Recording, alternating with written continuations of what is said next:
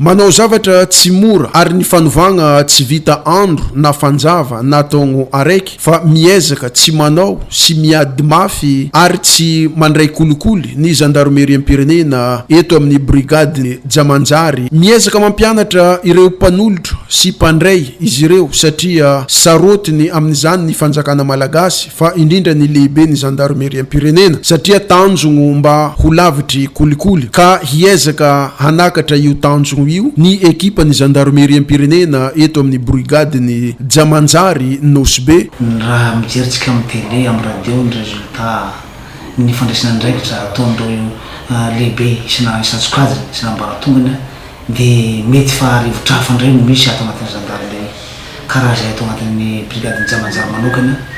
tsy dia tena izahay fa aoka ny fiarahamonina ny olona rehetra zay andalo teto no ilaza azy ilaza ny zavatra hitany fa raha ny zay resaka kolikoly dia fa miady mafy izahay amin'ny lafiny rehetrarehetra amin'ny zay resaka kolikoly zay satria na zahay koa mahatsapa fa vato misakana amin'ny fampandrosoana sy vato misakana amin'ny fiarahamonina izy io na fiarahamonina tokony lamina dia lasa misy lonolony ny olona mahitanao gendarme zao tsy mbo hoe faly ka mahazo toky izy fa misy gendarme fa ohatrany mbola le olon-dratsy any fiatsetanao noho zay resaka ny kolikoly zay ka